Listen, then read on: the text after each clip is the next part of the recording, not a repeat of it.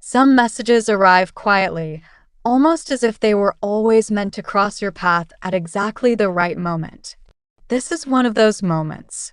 Not everyone will connect with what you're about to read, and that's okay. The ideas here are not for everyone. They're for those who are ready to see things differently. Manifestation is often misunderstood. People talk about it as if it's some kind of mystical force, something distant or supernatural. But in truth, it's far simpler and far more practical than that. It begins in the mind. It is the deliberate act of choosing what you focus on again and again, even when it would be easier not to. Every day, your attention is pulled in countless directions.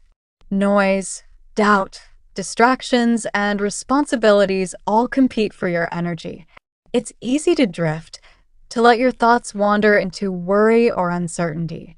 But manifestation asks something different of you.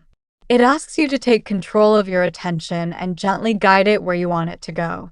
Your thoughts are not just passing moments. When repeated consistently, they begin to form patterns.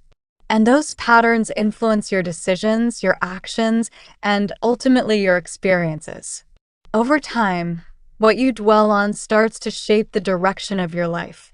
If your mind is constantly occupied with fear, fear of failure, fear of loss, fear of what might go wrong, then those emotions begin to color your perception.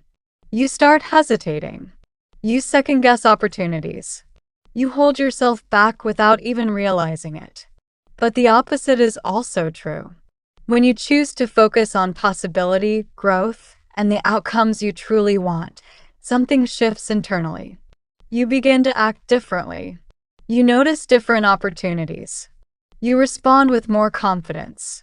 It's not that the world suddenly changes overnight. It's that your relationship with it does.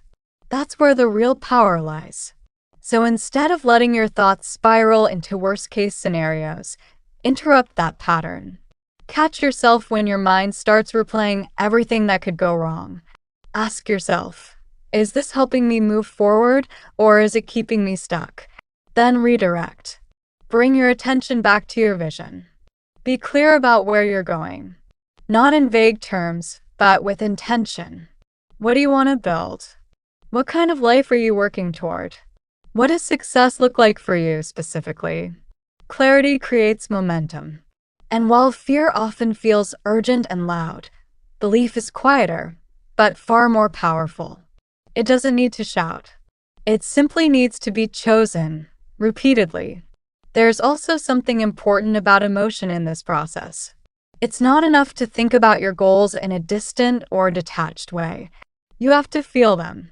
You have to allow yourself to experience, even briefly, what it would be like if those goals were already becoming real. What would that excitement feel like? That sense of progress? That quiet confidence that things are working out?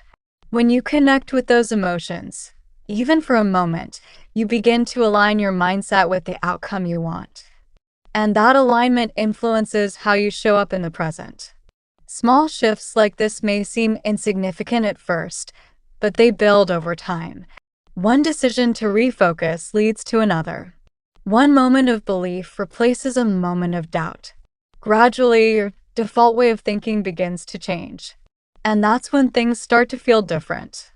You're no longer reacting to life from a place of uncertainty. You're moving through it with direction. You're less distracted by what could go wrong because your attention is anchored in what you're creating instead. It's not about ignoring reality or pretending challenges don't exist. It's about choosing which thoughts deserve your energy. You can acknowledge obstacles without letting them define your mindset. This is where many people get stuck. They wait to feel confident before they take action. But confidence doesn't come first. It's built through consistent focus and small, intentional steps forward. Belief is a choice you practice, not something you wait for. And once you begin practicing it, something interesting happens. Your actions start to match your mindset. You become more willing to try, to adapt, to keep going. You stop holding yourself back as much. You start noticing possibilities you may have overlooked before. This is how your inner world begins to influence your outer reality. It's subtle at first. A new opportunity here. A different decision there. A conversation you might not have had before. But over time, these moments add up. They create a path that didn't exist when your mind was focused on fear. So if you take anything from this, let it be this: your focus matters more than you think. Where you place your attention, consistently and intentionally, shapes the direction of your life. Not instantly, not magically, but steadily and reliably. You don't have to be perfect at it. Your mind will wander. Doubt will show up. That's part of being human. The key is not to eliminate those moments, but to notice them and return to your chosen focus, again and again. Because the moment you decide to believe in what you're building, truly believe it, even before you see the results, you set something in motion. Your thoughts align. Your actions follow. And slowly, your reality begins to reflect that shift. It all starts with a simple decision. What will you choose to focus on today?